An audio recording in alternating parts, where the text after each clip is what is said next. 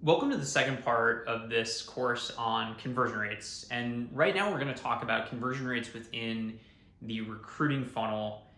I think about a lot of things in terms of funnels. That's actually why there's a funnel on my t-shirt. That's why it's our company logo. Kind of more stands for vetting software, but in this case it's for vetting applicants. And so you can imagine the recruiting funnel starts off in the employer branding realm where somebody first find out about your company, they get to your career website, they convert into your ATS, they get a screen, they get an interview, they get an offer, and they either accept it or they don't. And the conversion rate here is essentially what percentage of these people become these people? What percentage of people that go to your career website get into your ATS and become applicants? What percentage of applicants get a phone screen? What percentage of them are good enough or that your recruiters actually get to? What percentage of phone screens convert into people you actually want to interview? What percentage of those folks get an offer? And what's your final conversion rate of offer acceptance? And what I typically would do is look at our current numbers relative to a good benchmark to sort of understand where are the weaknesses and where are the strengths. Before we get into the insight part of this, let's map this funnel out in a different way just to really understand it. So I think about the world in terms of a funnel. You can also just think about in terms of a flow chart. So people get to our career website. What percentage of those people apply into our ATS with their resume? What percentage of people then convert into a phone screen? What percentage of people, miss a step here, get an interview? What percentage of people get an offer and actually accept it? These blue arrows are all the conversion rates. And so in this case, I'm saying 8% of people went to our career website and actually applied into our ATS. Now the benchmark is 11%.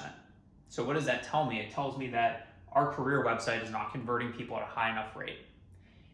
And so I might want to look at the design of our career website. Is it mobile friendly? Do we have an arduous process in our ATS that maybe has a low conversion rate? Are there maybe a bug in the process, etc.? As we're going to see in the next video, the difference between 8% and 11% at the top of your recruiting funnel is a massive, massive difference. And it can have huge implications for your cost per hire and your overall TA budget. On the next rung of the ladder, we actually have some good news. So the people who get phone screened at a higher rate relative to the average. And maybe that's because we've implemented an automated screening process. Maybe it's because our recruiters are really well trained, we have really good SOPs, whatever the case may be. And as we go down here, we can see we have varying degrees that are either kind of in line with the benchmark or much lower than the benchmark. And these might imply things about our process. It might imply things about our employer brand, our EVPs, our compensation levels, the way that we're describing roles versus the way that they're described in an interview with a candidate. All of these metrics can be really insightful when we're trying to understand where should we focus as an organization and where do we deploy resources that we can get a return on that investment. That's the next video. We can also really dig into these numbers and understand what are our conversion rates for people of color? What are our conversion rates for engineering applicants, for high volume applicants? Our benchmarks are probably going to change for those different demographics as well, but we might begin to understand that the reason that we don't have enough engineers at our company is because we're actually doing a really poor job in describing the employee value propositions for an engineering candidate. Or maybe we have an ATS that's just really, really hard for somebody to apply into. Or maybe we have a vetting process that turns people off because they're talking to a recruiter about lots of soft things when they really just want to show off how good of a coder they are.